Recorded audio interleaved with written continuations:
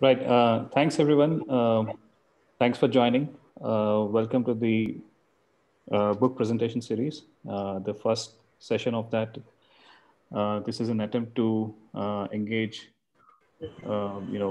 public intellectuals in Indic studies. And the best idea we thought is to start by presenting great work that has already been done by, people like Sitaram Goyalji and Konrad Elsji, and some of you have come forward to volunteer and present some chapters of this book, The Heroic Resistance. So, without without wasting much time, over to you, Kalyanji. Thank you, Lakshmiji. Okay, let's share the.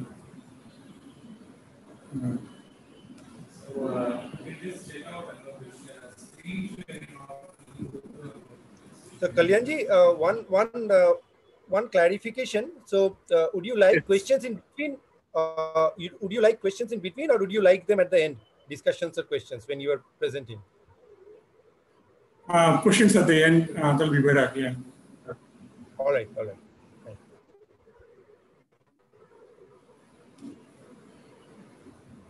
All right. Hello, everyone. This is Kalyana Sundaram Venkatachalam. Am I audible? Are you able to hear me clearly?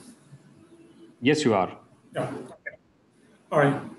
So this is Kalyana Sundaram Venkatachalam. So I'm originally hailing from Chennai, Tamil Nadu, and I was a senior portfolio manager with a major MNC in the US. I took a break from the work. I'm currently in India, in Kerala right now. I'm very much interested in the ancient Indian history and Indology. So that's very much the high-level introduction about myself. So for the people who are not familiar with the Sitaram Goyalji, so just want to say briefly about Sitaram Goyalji. Sitaram Goyal was a historian and a publisher, and I was in the late 20th century. He had Marxist leanings towards the early 1940s, but later became an outspoken and anti-communist, and also wrote extensively on the damage that the Indian culture and the heritage wrought by the expansionist Islam and missionary activities of Christianity and other religions. In his later career, he emerged as a commentator of Indian politics and has a strong influence on the current generation and many of the people across the different spectrum of life. So that's a brief introduction about Sitaram Goyalji. With that, let's go into the topic is the heroic Hindu resistance to the Muslim invaders by Goyalji. And the first chapter is the national perspective on Indian history. So the current version of the Indian history was formulated mainly by some of the misinformed or motivated British historians, but many Hindus participated in popularizing this version, and in a mistaken belief that they were thus proving a superiority of India's spiritual culture over the materialistic civilization of the modern West. In the process, India's history became a history of foreign invaders and Aryans, Iranians, Greeks, Parthians, Scythians, Kushans, Arabs, and like that. Rather than a history of greatest civilization, which the world has known, and later on the Hindu heroism, which fought and ultimately frustrated on foreign invaders. It was the version of Indian history. It was a version of Indian history which gave a good conscience to the British imperialists while he pulverized the Hindu society and ultimately plundered the Hindu wealth and poured undisguised contempt on the Hindu culture.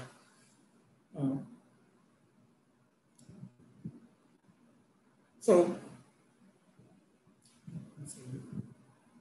India has itself become a subcontinent and seething with a mass of heterogeneous humanity rather than an ancient and indivisible Hindu homeland.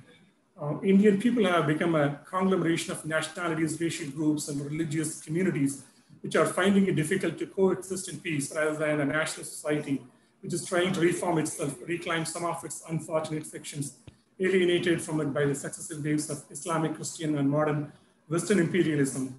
And the Indian culture has become a mechanical mixture of arts and ends, indigenous and imported, rather than a homogeneous whole created by the vast spiritual vision, which is finding itself ill at ease with compatible impositions.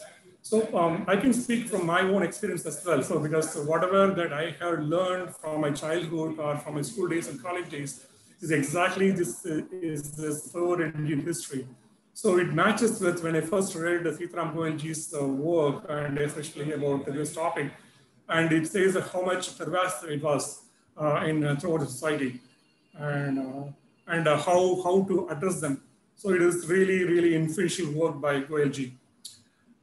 So coming back to Goel's work, and it was this version of India's history which have gone good conscience to the British imperialists, which he pulverized in the Hindu society.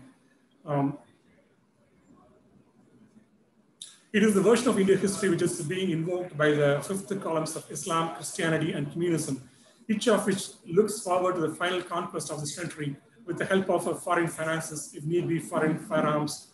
And if it is this version of the India's history which is being promoted by the power-hungry politicians who the Muslim vote bank while they divide Hindu society into mutually hostile camps. The means and ends have changed from when Sitaram Goelji wrote in 1994 and to now with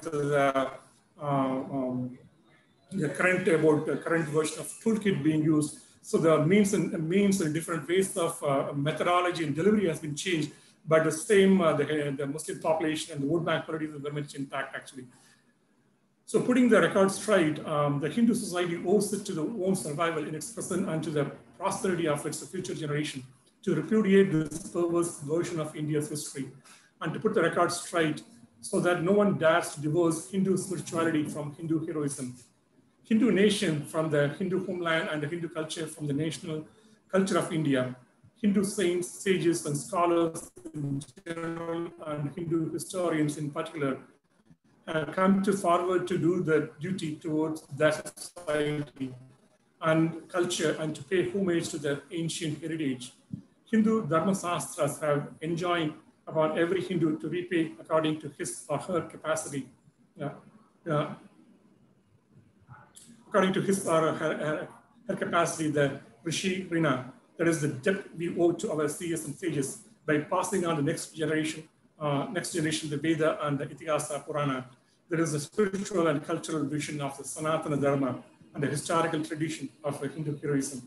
In the present situation, that is perhaps also the best way to repay the Pitru Rina, that is the debt we owe our forefathers for the protection, preservation and perpetuation of our great Hindu society and its continuously creative culture.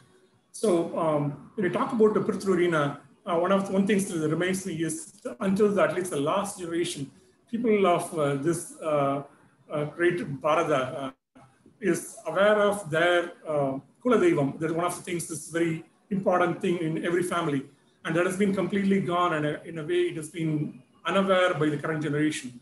So, and people are slowly being aware of it. And people like Goelji and Arti Muzumdar and things like that, they've done a great work to highlight how it has been destroyed gradually by different means.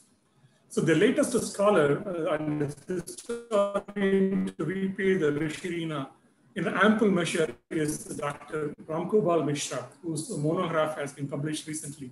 The book is small in size, but it has packed with the painstaking research and is thus a solid and substantial contribution to the history of a comparatively obscure period in Indian history.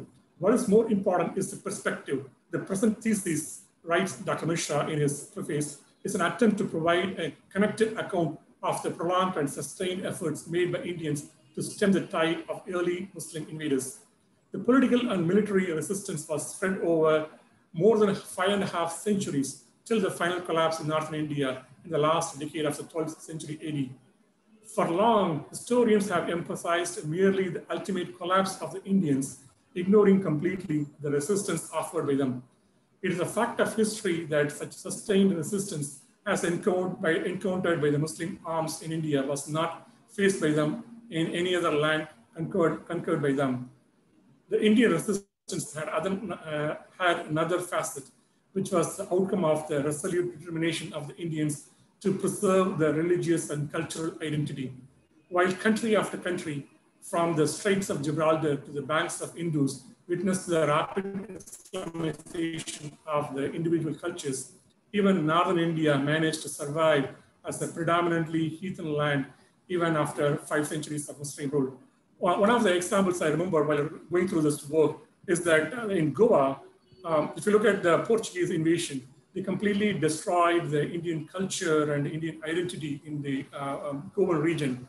So if you look at some of the islands there, you can see the Indian temples or some of the modern temples with the Portuguese architecture are concentrated in one area, whereas the original golden temples are concentrated in another area where Hindu kings' rule was prevalent. So basically, whatever they have destroyed, and then the Hindu has rebuilt it with the Goan architecture, and whatever that they're able to move the sanctum sanctorium from the ancient temples, they moved it to the Hindu region of the temples, and then those were preserved. And even in fact, the Portuguese done elaborate measures to stop that too. So that's another story. But basically, that shows that the length and depth the ancestors have gone through to preserve the cultural identity. So the national perspective, Dr. Mishra's monograph deals with a specific period, limited in its time span, but the perspective he provides in processing this period is pertinent to the entire panorama of Indian history. For long, India has been depicted as a no man's land, which invader after invader has claimed as an easy prize, into which diverse races, religions, cultures have acquired an equal legitimacy. Dr. Mishra adjusts this perspective effectively and forcefully when he portrays India as a homeland of an ancient people who are united by a distinct and deeply spiritual culture, and who are prepared to fight and defy death in defense of their patrimony. The national perspective that thus emerges from Dr. Mishra's monograph is relevant not only to correct reading of India's past, but also to correct appraisal of India's present-day politics. This national perspective on India. Yes. Kalji, I'm sorry to interrupt you, but if you're changing your slides, it is not getting changed. I'm sorry to interrupt, but no, you're right. You're right. Slides? Yeah. Now. Okay. Yeah. Okay. You're right. Yeah. Yeah. Please continue. It's been static for a while. Oh, I see. So now it has changed. Yes. Yeah. I see. Okay.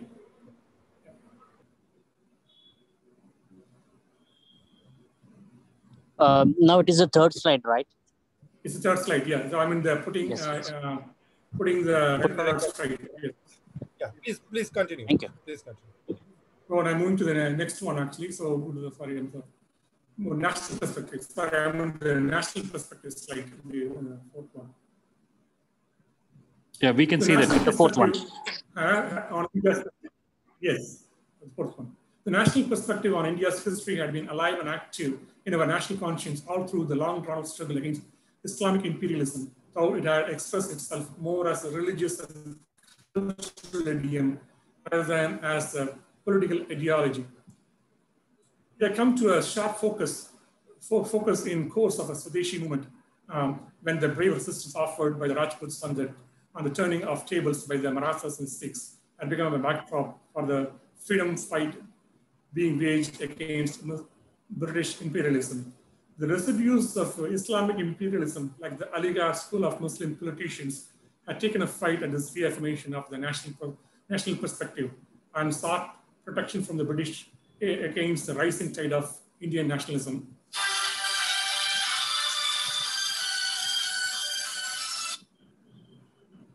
Politics forwards history.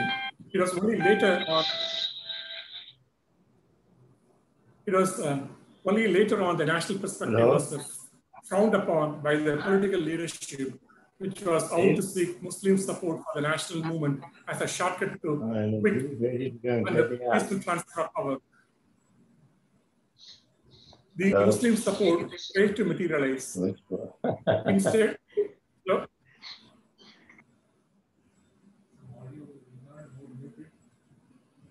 yes, somebody is talking. So. Right. I think now it is all right. Please continue. If every Yeah.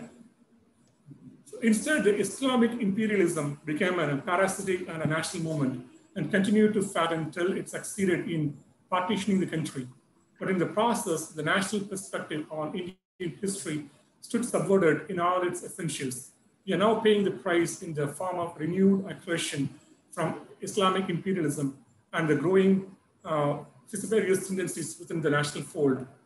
The national perspective had become diluted when some scribes, passioned by the opportunities and self-alienated political leadership, had started parading like parading Siraj ud Dawla, Hyder Ali, Tipu Sultan, and Bahadur Shah, the last Mughal, as Indian patriots, deploring Mir Jafar and Omni Chand as traitors. It had become distorted when the Mughal Empire had begun to be depicted as a native political system in which its victims, the Hindus, were trying to take as much pride as they had done earlier to Maurya, the Andhra, and the Gupta empires. And it suffered a total perversion of the Mamluks, the, um, the Khaljis and Tughlaqs and the Sayyids, the Lodis and the Bahmaniks were transformed into indigenous dynasties on par with the Maukaris, the Rashtrakutas and the Chalukyas and the Chandalas and the Chauhans, and so on. In the process, the bulk works of the national resistance, like Mewar and Vijayanagar, was reduced to puny Hindu principalities on par with the provinces ruled by Muslim governors. The indomitable freedom fighters like Rana Pratap and Shivaji were cut down to the size of local chieftains on par with the Muslim rebels who frequently ran foul on their imperialist warlords at Delhi and Agra. So one of the things that's very much propagated, and they are successful at that, is propagating the Muslim rule, especially like by the stories and anecdotes, and even attributing to the wisdom someone who written. Like the chief example could be is the Birbal, Akbar, and Birbal. Whereas there is nothing specifically mentioned about the wisdom of Akbar and Birbal specifically, but it has been said that it has been taken from the Vijayanagara Empire, like Vijayanagara Empire, and from Tenali Rama. And I haven't done a research to validate this point, but it is very much possible that the attribute that is none of them has mentioned, mainly because on the earlier Muslim writings as well.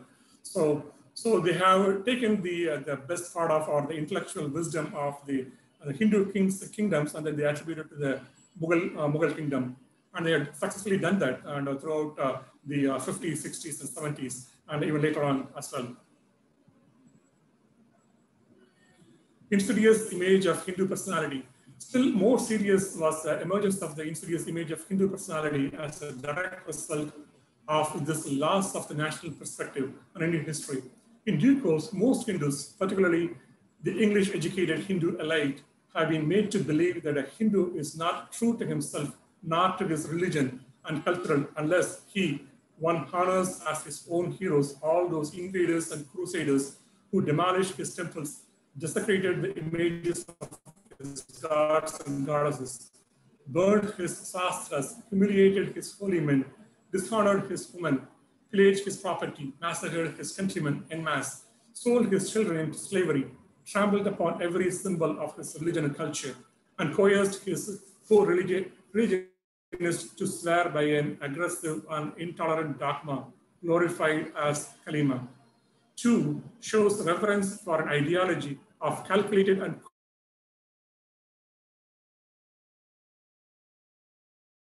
cold-blooded gangsterism, masquerading as the only true religion. 3 pays homage to all those he presents as its Sufis, saints, and heroes, practices patience and tolerance towards those who work openly to work ceaselessly to destroy his religion and culture and to take forcible possession of his homeland.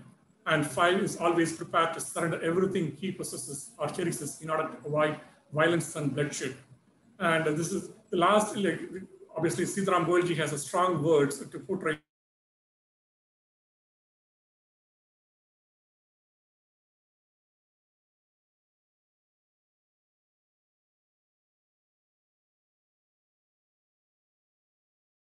totally, and it's been totally vilified, it's been destroyed and been killed. So they had taken that mask of that and to suppress in order to project their own agenda, especially by the Christian and the Muslim.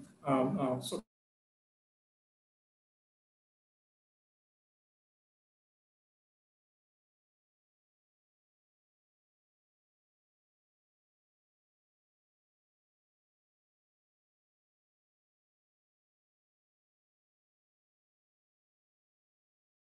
to resurrect the Hindu.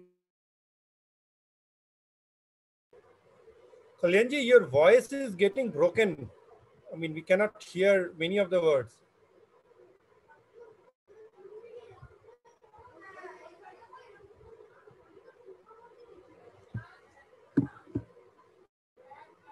Kalyanji,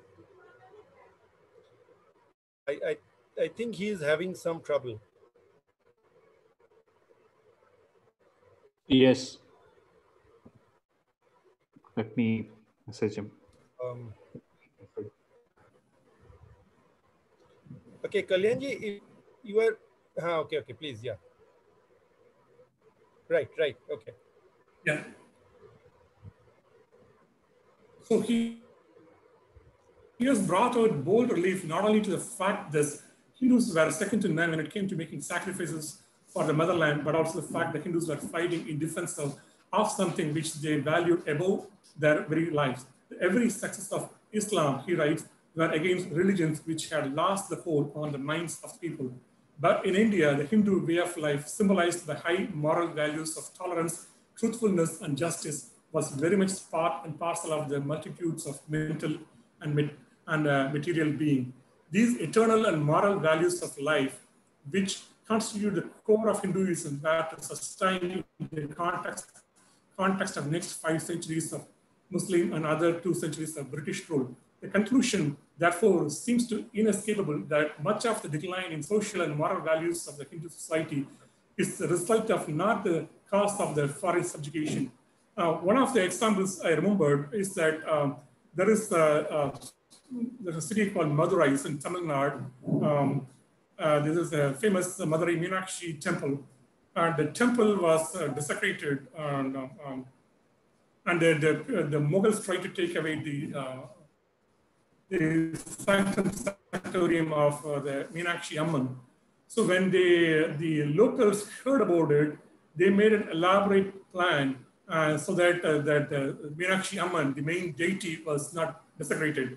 So they have built a wall just in front of the Meenakshi Amman temple, and then they created a duplicate Meenakshi Amman just in front of the wall. So when the Mughals came, and then they have obviously that they fell prey to that strategy, and then they took away and desecrated the duplicate image, but not the original one. So it lay hidden for 46 years with there is a inscription or a display showing about the story, which is really amazing, saying that it was the lamp and then the kumkum sandal was like intact, and for 46 years after it is laid intact, when they have finally opened that hidden wall. I think there are 5 Brahmin members of society who know about this truth, and then only one Brahmin was really in the late 90s, who was holding on to his life to disclose the truth when the time came. The remaining 5 Brahmins, they died. Only the last Hindu, when the people are thinking about consecrating the duplicate image, he disclosed this fact, and then he said the actual deity is very much intact, and then he disclosed, and then he died. So this is one of the amazing example about how much length and depth people have gone into preserve the deity and the culture and their dharma, the duty about preserving cultural identity. Indigenous sources of Indian history. Dr. Mishra, in his book, has 8 chapters, and besides an introduction and conclusion, the most important chapter in his mind, in Weldy's mind, was chapter 5, in which he reproduced, with English translation, the explanatory comments, a selection of Sanskrit inscriptions from different places in India, ranging from Hansi in Haryana to Guwahati in Assam, and from Badun in Uttar Pradesh to Nagpur in Maharashtra. These inscriptions refer to the significant events which have been either not cited or suppressed to medieval Muslim historians, upon whom modern historians have depended so far for narration of events in the period. Exclusive dependence on Persian and Arabic sources, observes Dr. Mishra, for an account of Muslim invasions is apt to produce an unbalanced view.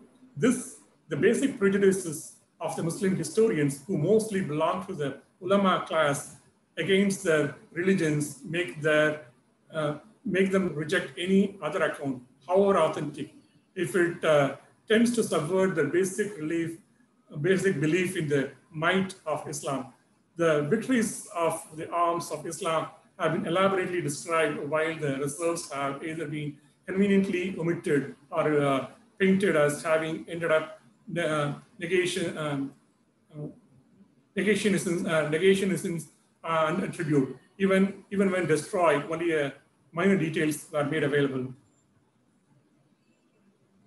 So we can see that even the current historians, some of the major historians are so-called historians. I would say the so-called historians, Audrey Truschke or Wendy Doniger, they have done a research and to portray exactly the same thing what Goelji is talking about, taking into account about the Persian account and about distorted view of history, about the selective view of the history, and then presenting it to the wider world. Obviously, they have worked from reputed universities in the US, and then when they have portrayed a message, and then that had a wider reach to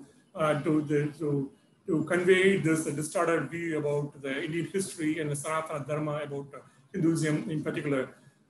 Obviously, it has been slowly being addressed by small section of people, but it's a good start. And but obviously, Sridharam Goelji has highlighted it in his work 24 years back. So that concludes the introductory chapter 1 of Goelji's work. So thank you everyone for. Thanks a lot, Kalyanji. Patience and listening. Thank you. Thanks a lot. Thank you, Kalyanji. Thanks a lot. This is I can see it's a very important book that and it's an important book to start with, even before we go into the concept of negationism. I think this one serves as a very good foundation, and I can completely see. I mean, I was born in the 80s, so I grew up learning the wrong history, especially post Indira Gandhi time. So it took a lot of time for me to understand the disservice that has been done by the left-leaning intellectuals and historians. Look, shall we open up for any Q&As? I can see that. I think we can. We should. Yeah. Yes. So Puneet is asking for the name of the book. What is exactly? I'm typing that. Yeah. I'm typing that.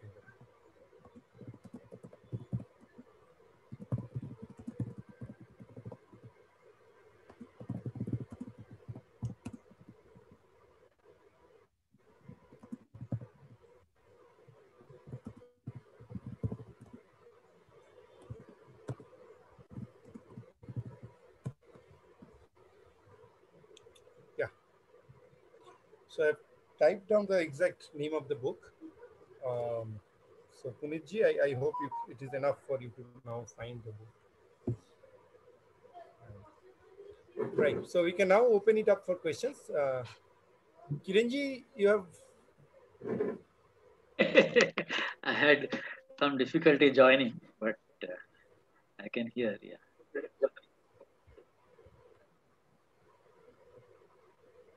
Yeah, and in the last slide, you mentioned that the book refers to certain Sanskrit inscriptions in various places in North India, which were not considered by the Muslim and left-leaning historians in creating the Indian history narrative. I can see, I mean, I've been studying the South Indian inscription, especially from the Chalukya, Kakatiya, the Vijayanagara era. And I can say there's a lot of inscriptions that talk about the victories of Hindus over Muslims, which again I've never found in any history book growing up in our school system or in our college system. So I mean, it's really for someone who is not trained in epigraphy, or someone who's not generally trained in history, it's an extremely difficult thing to uncover these things. So, I mean, people like Sitaram Goyalji, Conrad Elst, Meenakshi Jain, that I can see the kind of service that they're doing for our generation, because without their investigation, we would never come to know the true history of India. Right. So, a couple of important things for the audience. So, this is a first of the 6. So, there are 6 chapters in the book. So, this is the first chapter that Kalyanji so nicely summarized in this thing. So, this chapter is the national perspective on Indian history. And just to give you a glimpse of what the other 5 chapters are, chapter 2 is on the Arab failure in Sindh, Kabul, and Zabul or whatever. I mean, so this is a very early history of what the Islam invaders wanted to do and how they were repelled by the Hindus. Next is the frustration of the Ghaznavis, the Ghaznis or the Ghaznavis, whatever you want to call them. And we all know these famous Ghaznavis and how they were portrayed as great leaders in India, etc. So their frustration, how they were defeated time and again by the Hindus. The 4th chapter to me is very interesting. The name of the chapter is Perfidy Wins Where Valor Failed. So perfidy wins where valor failed. So when the Islamists could not win fair and square in the battlefield, they will take recourse to different kinds of what you call as Anshkhatriya acts, right? So they will start in the middle of the night. They will do all sorts of things. So that chapter is on that. So there's a chapter only on that. That's the 4th chapter. The 5th chapter is probably the most important of the book because it's lessons we have to learn. So this is not just an exercise in history. One of the questions that many young people have, and even, I mean, older people like us and many other older people, is that, oh, okay, fine, this happened in 1200 AD, 800 AD. What do we do with that now? Yes, this happened. Let's forget and let's have a new beginning and let's have all secularism and all those things. So it clearly says the lessons we have to learn. And the 6th chapter is so appropriate. If you read it, you will see that this is happening again and again. The nature of national frontiers. So India is being attacked. We hear about Doklam, we hear about Pakistan trying to do and all of these things. This is all a repetition of the same act. This is all part of that same play, if you want to say it. And that's precisely what was argued there. And it starts, the 6th chapter starts with Pakistan and a spearhead of an Islamic bloc. So how is it? So I think this is a very great series. So the next 5 chapters are going to be very important to anyone who is not just interested in history, but also trying to understand the current politics, the geopolitics, and how Pakistan and everything comes into being. So I must thank Kalyanji for this wonderful beginning. So now questions and these things from the audience.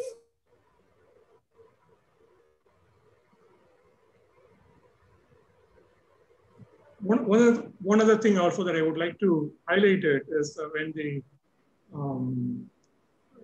these distorted historians or intellectuals, when they have quote something, it helps. I'm speaking from my own experience as well. It helps me to have an in-depth understanding about the ancient writers and how they have formulated, and then that thought process, so that I have a complete clear understanding. For example, if to give a simplistic example, suppose if someone is writing to prove that 3 + 3 is 6, they will say that, okay, 3 + 3 is not 7, 3 + 3 is not 8, 3 + 3 is not 0, 3 + 3 is not 9, and then it's not true. 3 + 3 is 9, and then they form the argument for that 9, and then say that it is not true, and then say that 3 + 3 is 7, and then they follow the argument, and finally they say it's not true. Then finally they say that 3 + 3 is 6, and it is true. Now these started historians, they will say the section that they're arguing about 3 plus 3 is like 7. And then I say that, see, it is quoted there, and then they are saying 3 plus 3 is 7, and then they ignore the point where they say that it is not true. So basically, the ancient like seers and writers, when they have elaborated, they want to negate that there is no confusion about any of the things. So they have a broader, painted a broader picture to say that most of, and then these that portion to say that this is put it in some text and things like that.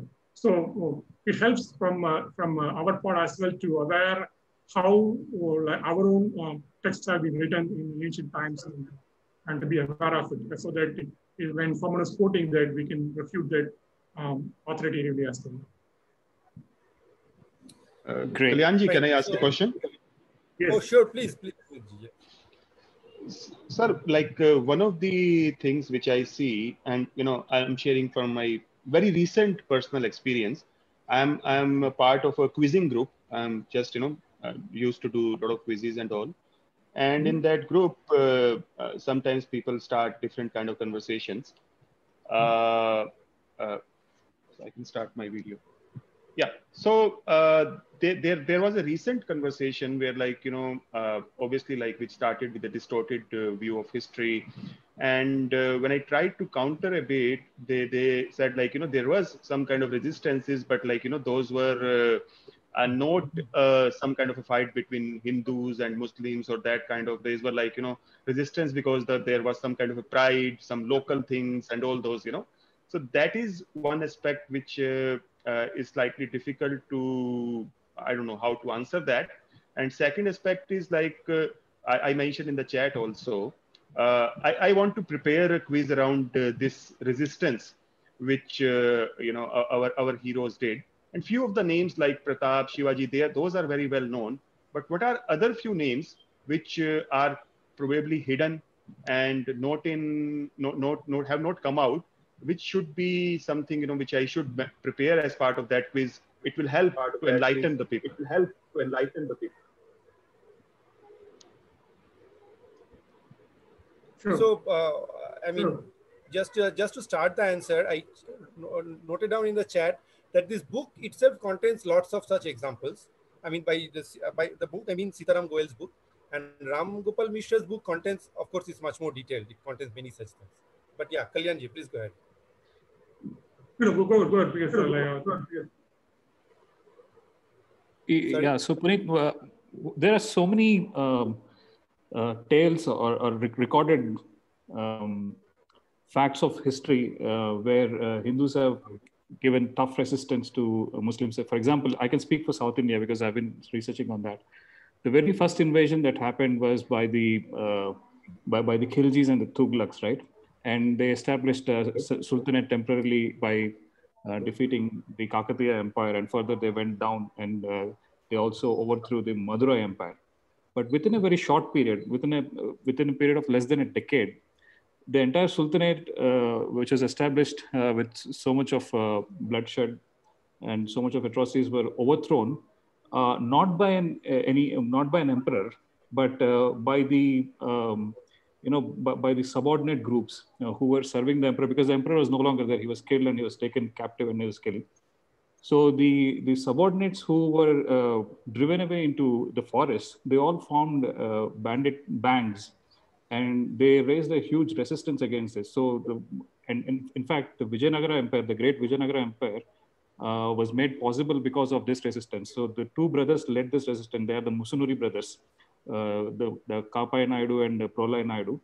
And they completely overthrew the Sultanate from Deccan. The Sultanate vanished from Deccan for many decades until the Bahmani kingdom rose many decades later. In south, further south in Madurai, Kumara Kampana, who was one of the earliest Vijayanagara princes, he overthrew the Madurai Sultanate quite effectively, and he also restored the Meenakshi Amman temple, which was damaged by the sultans. And there are so many tales like this, and I mean, I don't want to call them tales. recorded facts of history because there are inscriptions and literary evidences for them, which are not taught to us.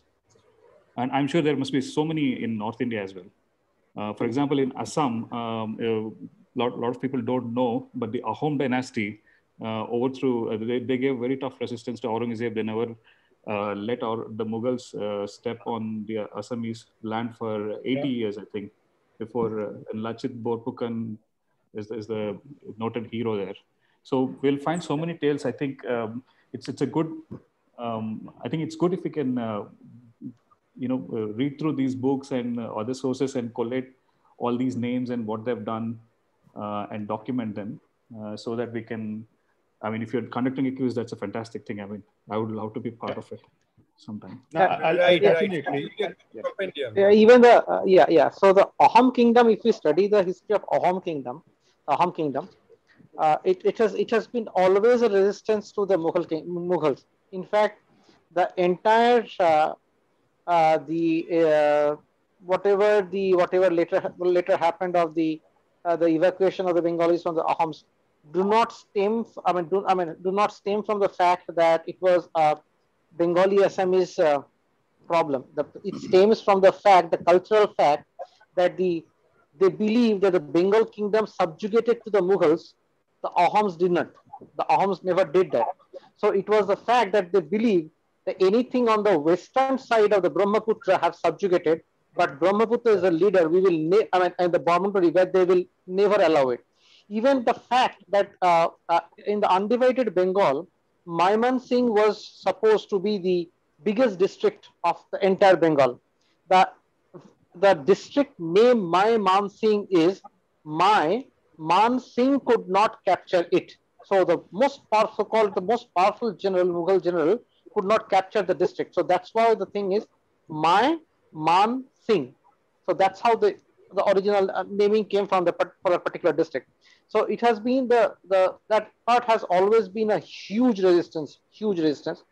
Even for the Jasod district, till the last surrender, the last surrender was actually post a kind of a drawn affair. It was not a strategic or a tactical victory by the Mughals. But the Jasod district, since it was like almost the navy of the Jasod navy was almost trashed, and so was the Mughals. But it was during the later era of the Mughals. There was heroic resistance. There were heroic resistance all through. Even in this particular book that we are discussing, we will find that everyone talks about Bakhtiyar Khilji's invasion and capture of Bengal. But what they do not talk is Lakshman Sena and the Lakshman Sen, when he moved to the eastern part of the Bengal, the Khiljis and the Tughlaqs and the Delhi Sultanate could never capture the eastern part. The end was still in the western part of the Rad Bengal, and that was it. They could not move to the eastern parts of the Bengal because of the heroic resistance of the Sena kingdom. So there have been heroic resistance all through the era. In fact, even today, what we see as the so-called Rajputs of Bihar and UP, the Bihar and UP, they are for the Rajputana, who even after the capture, even if they had to move down towards the east, they never allowed the complete subjugation of these areas by the Mughal kingdoms. In fact, the Mughal rulers had to collaborate with these rulers for their own capture of the Delhi throne. So that was definitely one case. And then definitely there is the Maratha kingdom. The Maratha kingdom post 1707 or post, I would say, post 1710. There was a huge rise when the Mughal emperor was placed or replaced by the Maratha by the Marathas, not by themselves. And not only that, we are taught a very wrong history that the 1757 sorry, not the 1767. That's the third battle of Panipat ended the Maratha Empire. It's absolutely a wrong history. In fact, the destruction of the Abdali army was also so great that Abdali had to literally write a peace letter to the Maratha Peshwa, saying that okay, it was let's not fight again. So that was a letter that he had to put, just because that they were not decimated. I mean, the Afghans equally faced the destruction of the army. So this is something we are never taught. I mean, our history books are never write them. We were not taught about these, and definitely, I mean, again, in the growing up in the 80s, and even earlier. I mean, the worst part is the historians or the historical books that we always refer have been those who have been the colonial rulers. If you see, the fact that we are always told the source of Indian history is V.S. Smith, Huan Sang, Ibn Battuta, Al-Baruni. You will never find in our modern history that the references that we make are ever from the Hindu historians or the Hindu or the what to say the Hindu chronologies that have been recorded, Hindu chronologies. That's the biggest problem of Kalhan, not even Kalhan. Yeah. Not even Kalhan. Raj Tarangini is such a fantastic history. Correct. Raj Tarangini, yes. So moment it is Kalhan's Raj Tarangini, it is avoided. It is absolutely avoided. There are actually multiple Raj Taranginis. Right. Yes, but the Kalhan's one is the most well-known one. Even that is not that is not considered. Even that is not considered. Yeah. Okay. I think just if I can add two more lines. Thank you. The very first resistance to the Arab invasion in Sindh was by Raja Daher. But then what we don't know is the Chalukyas from the south, from Karnataka, a branch of Chalukyas were also ruling the Gujarat area. And Dharashriya Pulakeshi, the name of the king, he completely decimated the Arab invasion. He claimed victory over the Arabs as back as 7th century. So this is the earliest.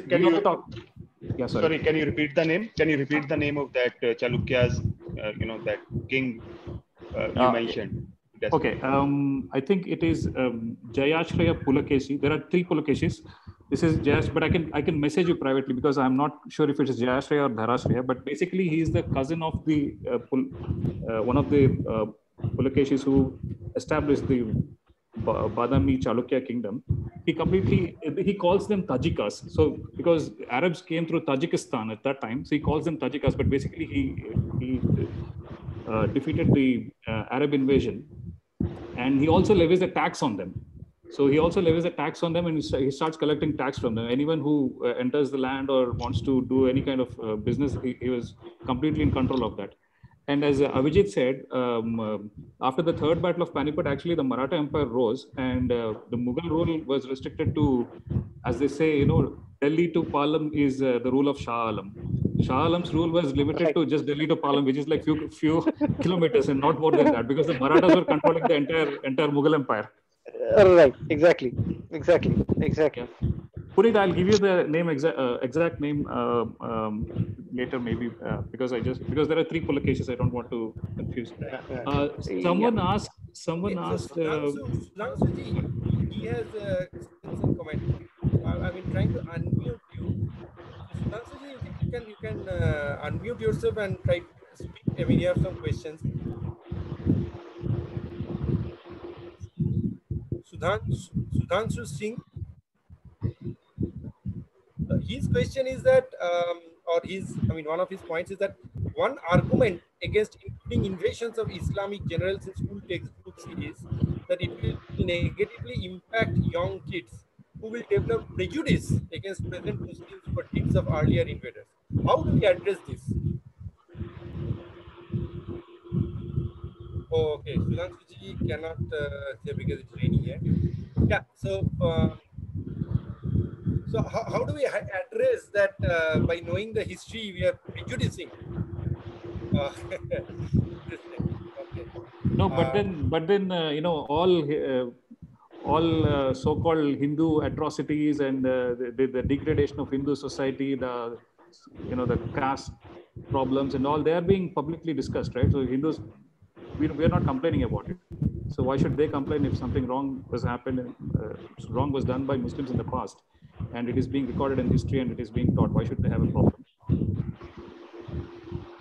it's like saying we will not So it talk cannot about be World War. one-sided. That's the Yeah, main it's point. like saying we will not talk about World War II in Germany because Germans will get hurt.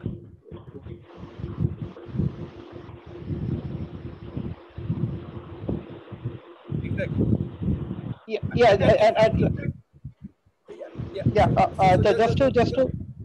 Just to add to what Lakshmi said. Yeah, just to add that for this German part, in fact, the Mein Kampf was banned in Germany, and recently, a few years back, Germany reintroduced it in sections to establish that okay, what went wrong. If you do not know what went wrong, you can never do what to do right. So it is always the fact that. So unless you know what you went wrong, what you did wrong, it's like about the examination paper. If you don't show what you did wrong, you will never correct yourself the next time. So I don't think that should be the opposition. I mean, hiding under the carpet doesn't. I mean, pushing it under the carpet doesn't help anyone. Yeah, the ostrich syndrome. Yeah, it doesn't help us.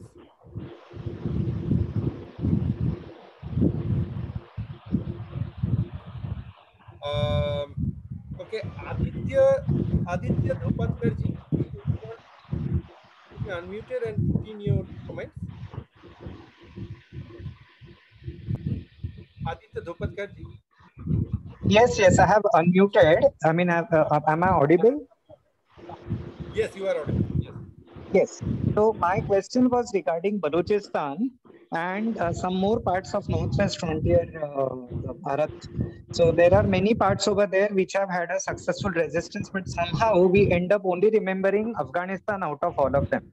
Okay, and out of them, Balochistan is fully Islamized, and there is a portion which is, of course, the Kashmir Valley. We have the Kafiristan region, which was bifurcated as late as the late 19th century by the British during the Great Game, when they included a portion in British India's Northwest Frontier province, and the portion was left behind in Afghanistan. And that portion which was left behind, the Western Kafiristan, was swiftly Islamized. And they had resisted Islam from the first entry of Islam right up to the late 19th century. They are the Kalash people. But they were strongly Islamized only as late as the 19th century by the new Afghanistan rulers. So this was the point where we have to take into account that though they may not call themselves Vedic Hindus today, they are Kafirs and they had resisted Islam for so many centuries. Now, we need to actually bring out the history of these other regions. And while we should never lose track of Afghanistan, there are plenty of other portions of the western region of Bharat. And another place we forget about is Sindh. So we know about Qasim's invasion in Sindh, how they were Islamized and they were brought back into Dharma by the Spruti of Devala Rishi, Devala Rishi's Spruti. But what we also keep on forgetting is that is not the only point. How did that province of Sindh reach from a full return to Hinduism to a majority Islamic presence within the Sindhi population over centuries again? So what were the milestones in that Islamization which the Muslims achieved? So Sindh is one portion. We are also forgetting the resistance that Hindus put up prior to the birth of Guru Nanak Dev, but after the first entry of Islam in Punjab.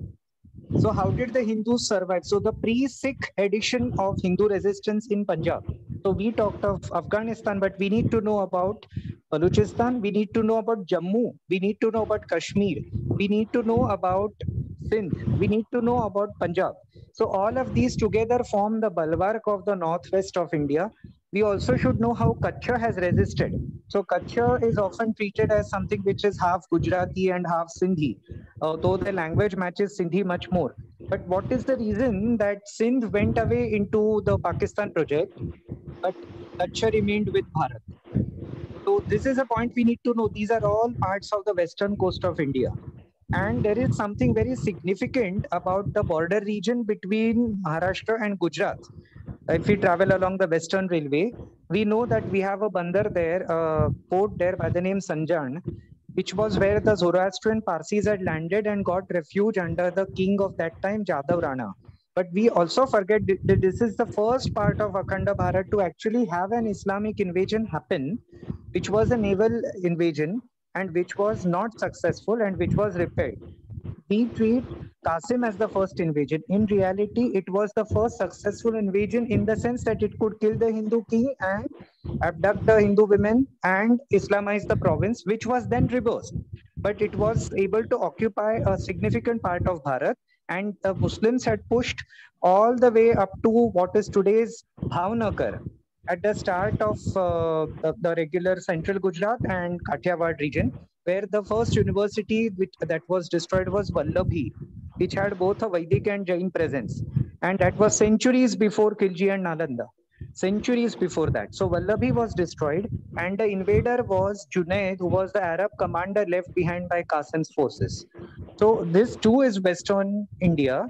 So I'm talking of the entire region from what is the border of Maharashtra, Gujarat, right up to Jammu. We should not forget Balochistan. We shouldn't forget the pre-Sikh edition of Punjab's Hindus. We should not forget Sindh. And we have to take all these into account to form a comprehensive history. Because the South has its own untold stories to be brought forward, not stories, histories to be brought forward. The East has to be properly understood. Bengal did not get Islamized in one blow. We often say Bengal got quickly colonized, but we forget that Bengal is still not fully Islamized. And what has led to the persistence and resistance of Hinduism in Bengal, despite the Pakistan project of East Bengal, despite the attempted Islamization of West Bengal and Northeast India, what has led to the protection of Hinduism, even when the first Hindu dynasty to collapse in the eastern region was under Ballar Sen? How did that not happen? How did they remain Hindu? There was resistance, and the resistance of Bengali Hindus is not going to be taught by Marxist historians. We have to bring it all out. And we should never forget the contribution against Islamization by Hindus of Gujarat and Odisha. So if you see latitudinally, they are at the same level more or less. So Gujarat has resisted Islamization. Gujarat has remained Hindu and they share a border with Pakistan. They did not become part of Pakistan, else Maharashtra would have shared a border with Pakistan. Then we have Odisha. So Angula Narasimha rejected Islamic invasions very well, and he used to make frequent forays across the Subarna Rekha river and enter southern Bengal and protect the Hindus in Bengal, and then he would come back. And we should remember that the Hindus in Odisha are really Kattar. See, that's the only province on the entire eastern half of Akhanda Bharat where we do not have a state-sponsored separatism or conversion happening, whether to Islam or to Christianity, and it's not succumbed to full-scale Marxism. And despite its socialism under Naveen Patnaik, they have the best relations of a non-BJP state with the center today. So there are many, many good things about Odisha which we forget, and these are one of the most patriotic of Hindus. So if you take the whole eastern half of India, Northeast India has shown numerous separatist tendencies. You have a big anti-India narrative happening in Nepal. You have Buddhism there. You have Christianization of Andhra's coast and the Tamil Nadu coast. But we have a very powerful Hindu seat in the state of Odisha. And that state has saved the complete conversion of the eastern half of India. So this is a story which has to be told. And if they have resisted communism and Christianity now, the Odia Hindus have resisted Islamization very well. They too had a convert, Kala Pahad, who went around destroying temples. But other than a few places, Odisha does not have a significant Muslim majority. How did Odisha manage to maintain not only its Hindu majority, but also its temples and its culture? So the preservation of culture is a very important hallmark. It's an index of upright identity that Odisha has preserved. Other places have remained Hindu, but they have lost civilizational aspects of their deeper culture in the wake of Islamic presence around them. But Odisha managed to preserve its culture so well, so well. So these are aspects of the resistance which we have to bring out. You take central India, the Gonds under Durgavati Rani. So they had resisted Muslims. So my question is, when are we all going to come together to coherently put together the narrative? because we have to do it. There is no institution that is going to support us. The biggest Hindu organization may not support us, and we have to come together coherently. And if a WhatsApp group is formed, unfortunately, it gets spammed with all these pro-Modi and BJP IT cell forwards from people who may be well-meaning, but they actually tax your time. So a coherent history has to be stitched up, and we have to have what we call coherence across time. For instance, if Mewar was resisting Akbar before and after and during the time of Maharana Pratap, Vijayanagara's time was not too far different at that time.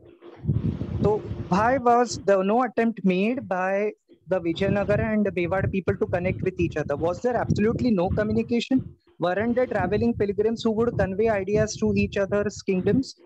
How is it that the brave Dogras who resisted Islam and who resisted the Tibetanization of Kashmir, if they would not have been the Dogras, we would have had a Tibetanized region lost to Bharat. Okay, and the Tibetanization from the east and the Islamization from the west was stopped by the Dogra Hindus. It's thanks to them that a segment of the Sindhu River still flows within India in Ladakh. It's thanks to Zorawar Singh, the general under Raja Gulab Singh, and they are being treated so shabbily in the delimitation process. Jammu Hindus have demographically contributed to retaining Jammu Kashmir state. They are not part of Kashmir, they are separate, and they have the empire, JK empire, which they kept as it acceded to India. The loss of portions of J&K were due to the folly of Nehru. But the Jammu Dogras are forgotten. They have a claim, they say Porus who defeated Alexander was not from Punjab, he was a Dogra Jammuite. So we need to recognize the valor of the Jammu Hindus, how they resisted Islamization. Today's Himachal Pradesh and today's Jammu division of J&K are actually one province. Himachal resisted Islamization very well. I mean, there were attacks by some of these early invaders in Nagarkot, which is today's Kangra district. That is not being understood. And we need to know how the resistance happened in the plains of all the different river places, because our rivers are the axes of our civilization. We are a forest river-based civilization as a nation. So wherever we have had prosperous townships next to rivers, Muslims have arrived and they have attacked. Because our ancients knew that there was a big spiritual energy, adhyatmic energy around rivers. So wherever there was a river confluence, a mandir would have got constructed, and that's exactly where a Hindu population arose in a very civilized chapter. Beautiful mandirs had been built, and this was then the point of attack by Islamic armies. So what is it that attracted the Muslims? It was always the aspect of being able to demolish important Hindu temples and loot the wealth over there. So these were all around river valleys and wherever there was a proper agricultural system, a good forest. Then one other aspect we need to remember is the agroecological aspect when it comes to Islamic invasions. Eastern Bengal, which is often being discussed today, Eastern Bengal was still largely a mangrove swamp of the Sundarbans. How that mangrove Sundarban swamp was gradually deswarmed and turned into agricultural land is something which is discussed by agroecologists. But the people who were the humans to settle here at that time were Muslims, because it happened after the defeat of Ballar Singh. It happened after the Islamic rule started in Bengal. So Eastern Bengal was a large swamp area, and this is mentioned in a book by the Sanctuary Foundation, which has got nothing to do with Hinduism, but which is a wildlife organization.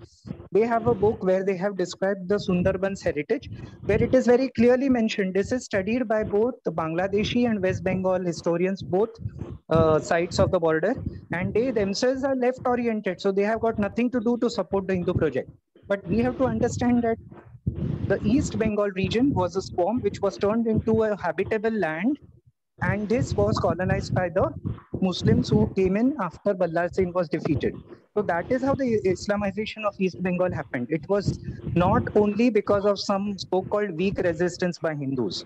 It's not that the Hindus there did not resist at all. See, some of the bravest people in the freedom struggle against the British, the people who sacrificed the most and who have received very little in return, are the East Bengal Hindus.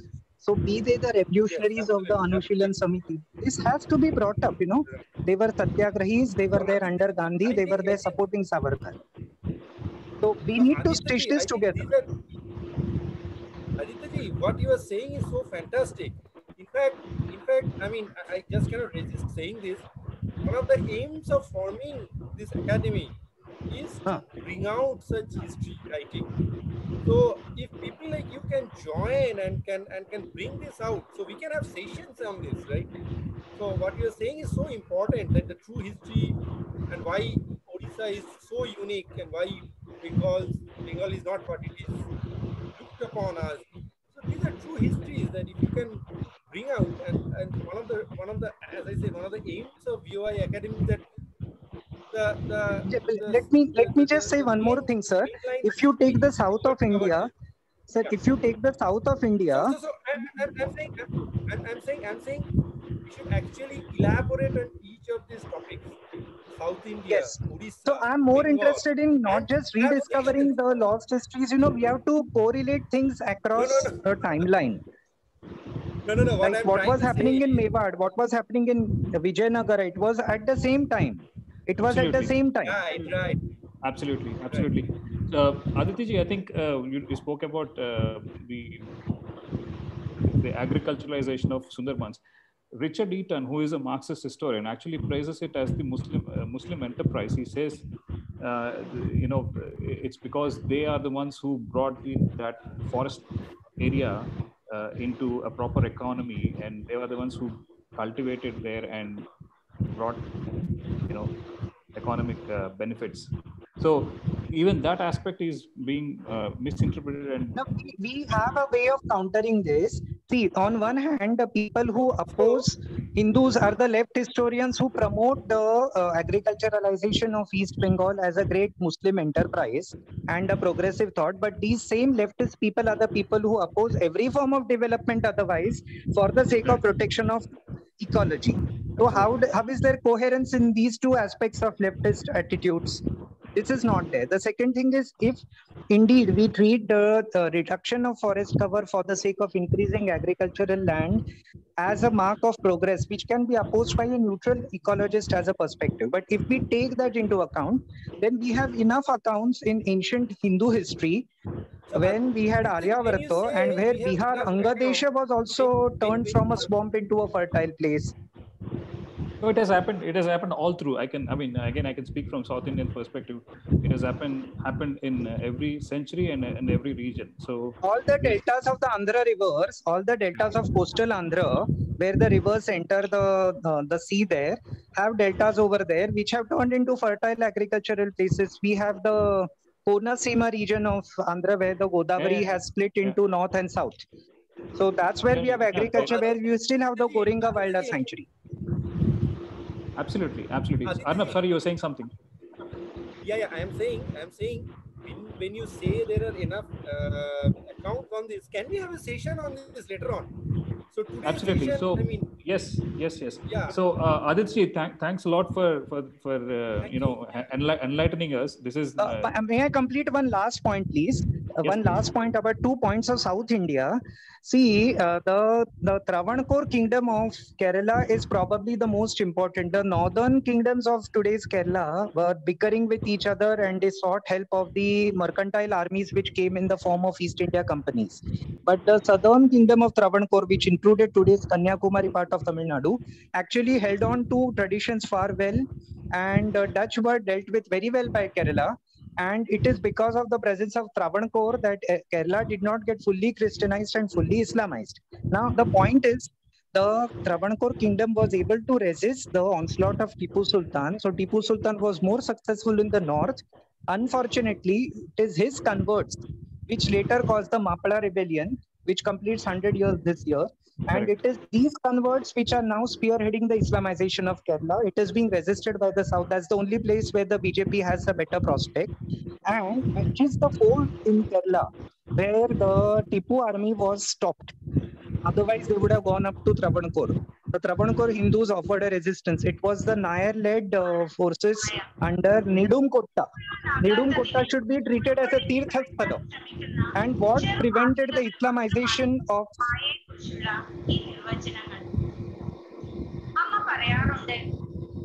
the place of Kodagu, Madikeri, they suffered under Tipu Sultan, but they had resisted so well. I mean, Tipu Sultan could not do much in Madikeri.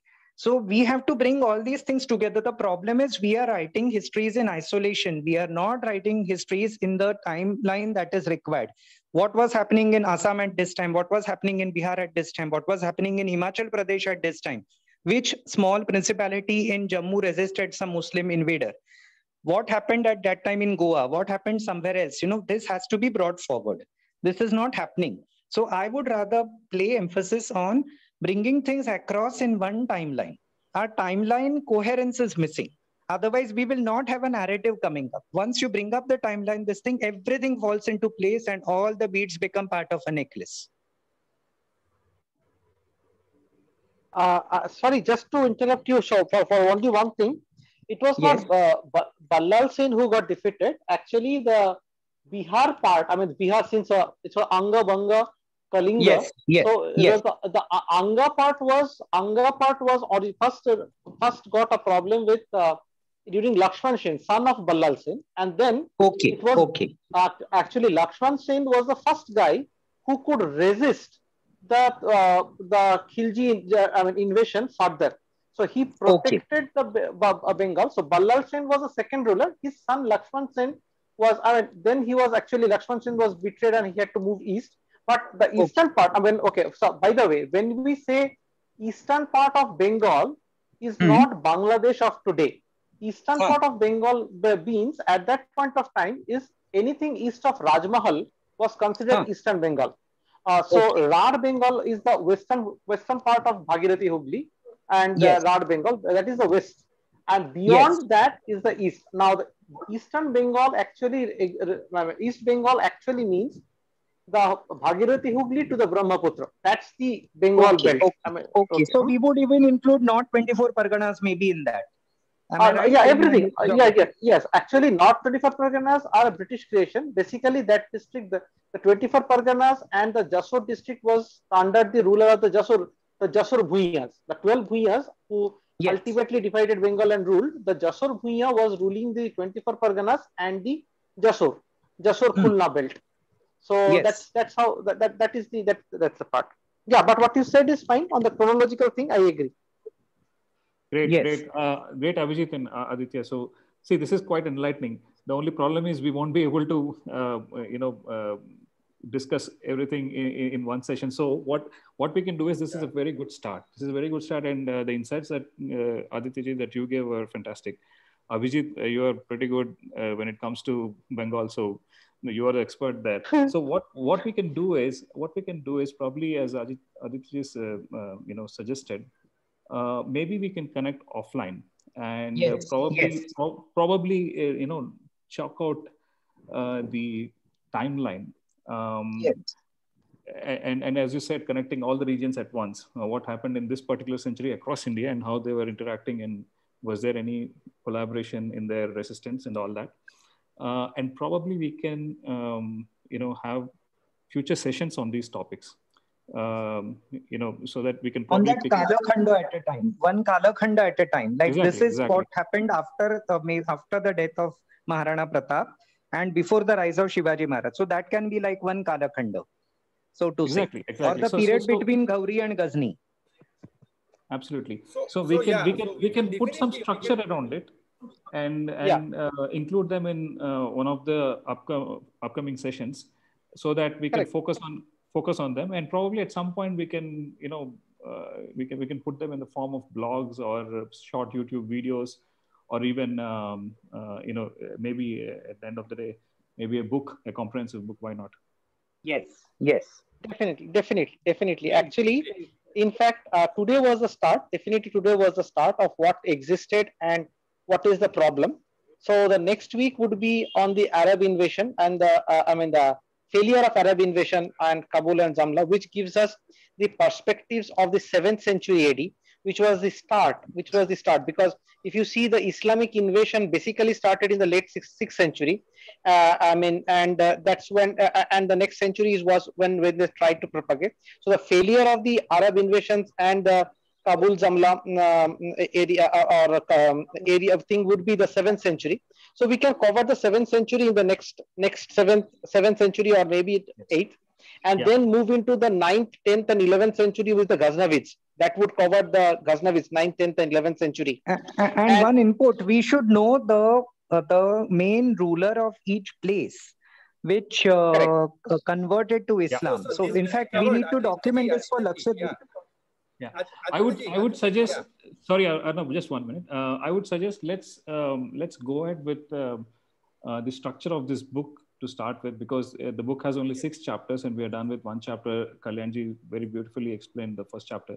So we can go ahead with this book, which will cover 6 sessions, and after that we can probably, in between, we'll get some time to organize ourselves and probably go century wise, and as Aditya ji said, we can do a little more comprehensive effort and come up with sessions which speak about the entire Akhand Bharat in each century. So that I think that will be really helpful, because a lot of things we don't know.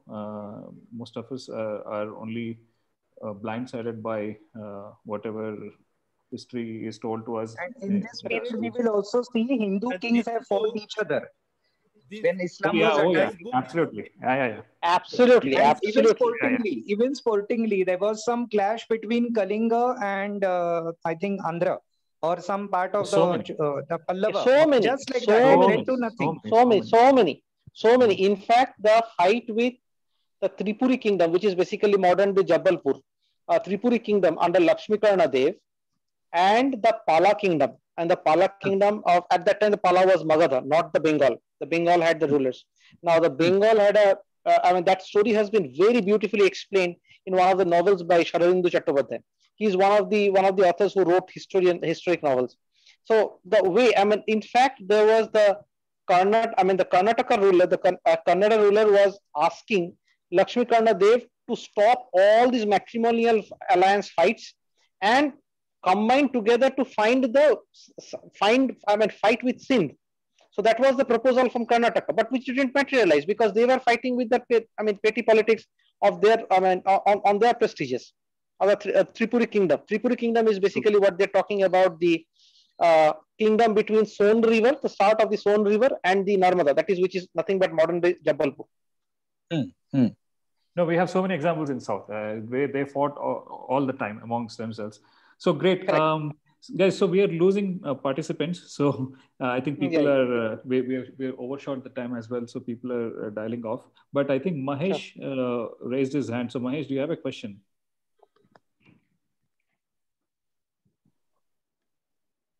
Yes, I have a question. So given the fact that history is a very good topic to discuss all the times, and the more we learn new things, the more interesting it would be. So my suggestion is like to conduct for 2 hours instead of 1 hour. It's just a suggestion from my point of view.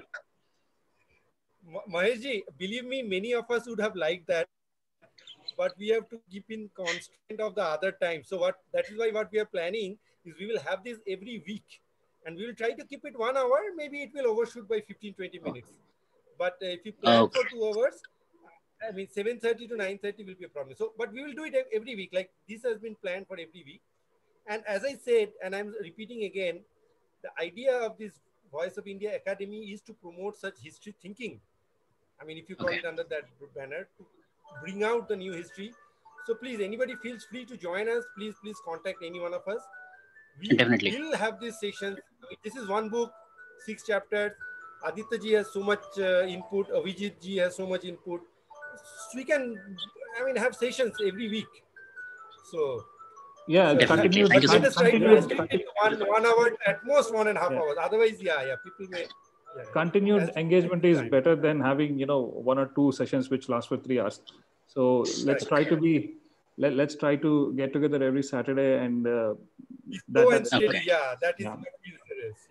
And thank you so much for organizing this event. It's really a great insight and helpful to generations of 80s and 90s who just read the books of the school history books and believed there's a true history. But the true history is what we are learning right now, from now onwards. So I'm a little older than being a generation of 80s or 90s, little older, not much, but I still enjoy this. I have still read wrong history in my school book.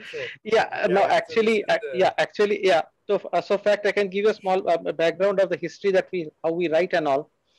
I mean, Arnav and mine, I mean, one of our Sanskrit teachers, he was named Haripada Jadja. He told us the story that history is never what you read. History is what the king told, the victorious king told his courtier to write. So that is what it is. So even the independent India, Dr. R.C. Majumdar was first proposed to write the history of India. And he put only one condition. There was only one condition for him. He had to be given access to the archives of Government of India, all the archives of Government of India, so that he can go through the actual official documents to record what happened. I mean, officially happened. Nothing else. He was not asking that, okay, who said what and all. He just wanted an access to all the Government of India archives. And the fun part is, the Government of India, who wanted his official historian to be R.C. Majumdar, denied the same official historian the Government of India archives. And that is why R.C. Majumdar refused to write the official history of India, because he knew he was again being told by the so-called King of India that what is to be written. So that is what history is all about. And my from history, if you see, there were famous historians, mostly from the Bengalis. Was during our times we used to read there was a historian named Kalyan Chaudhary. Actually, his father was Kiran Chaudhary. All were influenced by what the Government of India and the great history book, A Discovery of India, by the Discovery of India by the great Prime Minister, wrote in his book, is what had to be believed and written. So that is not just our fault. It's not the 80s and 90s, 70s, 60s, 50s, all had to be content with what was being told as the history of India. Nothing more, nothing less. Absolutely. In which we which we are told Akbar is the greatest emperor to rule India ever, in the history ever. So yeah. Right. So I guess it's time to end. So maybe Kalyanji, some last comments, last thoughts. You presented, you had a very nice presentation. So sure. Yeah. Thank you, Lakshmiji, and thank you, Arnabji. It has been, like I said, I'm also a learner in this. So I'm also learning about this, and there's a wealth of information, and there is a wealth of sources to follow. So it really gives a great opportunity. I'm also happy to hear the depth of perspectives, the information from others, like Aditya, Abhijit, and others as well. So still I need to go through lots of materials to educate myself. I'm also looking forward to the further sessions. And like I said, more than anything, like the purpose and mission, it is really, really important. And I'm signed up for that. So I'm looking forward to that future sessions as well. So thanks again for the Lakshmiji and Arnabji. It's really a wonderful and doing a wonderful organization, and lots of thought, and your definitely time and dedication, and Kiranji as well. So thanks a lot. Thanks a lot. Thanks for your time, and thanks for your contribution. Kiranji, you want to say a few words and conclude? It's quite long already, so I think it was very good, and Kalyanji has put in so much efforts. But what was amazing was the amount of information that the others, who came in afterwards, they were just pouring it on us. But my limited point was that this first chapter is more about general principles rather than actual events and facts as such. It is an overview. So maybe I will write a small blog on my take of the first chapter, because everybody is so excited about the facts, which are very, very interesting. But this first chapter is a very, very well thought out, and each word is very meaningful actually if you go into it. So somehow I feel that the emphasis on the first chapter got lost in all the drama of the events of history, So that will come in the subsequent chapters. But this is more about the principles. The principles being that how from that 600 onwards till 1200, the invasions were happening from Sindh, from Rajasthan, but they were being thwarted. And as many people said, we have lost Balochistan, we have lost Afghanistan. But what is another aspect to all these invasions is that it is actually a conflict of two religions. These people who came in as Islamic invaders, they were following the Quran, the Sunnat of the Quran, to destroy the infidels and all that. And at the end of, when the British left, India was still 85% Hindu. So there was something in the Sanatana Dharma which is so resilient that hundreds of years of these things could not convert. Whereas within no time, Iran got converted from Zoroastrianism, and India became a stepping stone for Indonesia to get converted. Indonesia was Hindu and Buddhist. Yeah. Arabs came to India, jumped to Indonesia for trading, and quickly converted.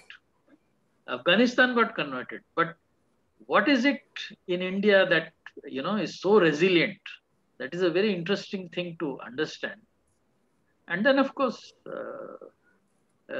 someone mentioned also that Hindu kings also used to fight with each other. That is very true. And in fact, we should highlight it. The reason we should highlight it is that the fighting among the Hindu kings was very ethical. They followed the code of the Kshatriya. Never they would kill the Brahmins or the women or the children and all that, For the first time, the Indian kings were exposed to something demonic. True. They never followed any ethical rules. There was that Kshatriya's ethics, were totally missing. And that part is also there, you see. So, in fact, it has been described as the greatest massacre in the history of humanity. No parallel to it, actually. There is absolutely no parallel. And in spite of it, we are still 85% Hindu. And there is a reason for it. And that reason is also hidden in the first chapter. We have to understand that, So the more I read this first chapter by Sitaram Goel, I wonder at the meaning in each word. So I am planning to write a blog on it so that, it can be an aid to understanding the first chapter. Thank you so much for all. And I particularly want to mention, I forget his name, Dolatkar or something. Aditya. Aditya, oh, fantastic. He's actually, his book is waiting to be written. I don't know if he's still there or he's left. He just dropped off. He just dropped off. Okay. We'll be waiting for your. We'll be waiting for your blog, Kiranji. Yeah, I'll write it in a day or two, because it's not a big thing. It's a kind of explanation as to what I see hidden behind those words, the first chapter. Fantastic. Thank you, everyone. Thank you. Thanks a lot. Thanks for joining in. So let's meet again next Saturday, same time. And thanks for the great participation. Yeah, thank you, everyone. Take care. Thank you all. Bye. Thanks, everyone. Yeah.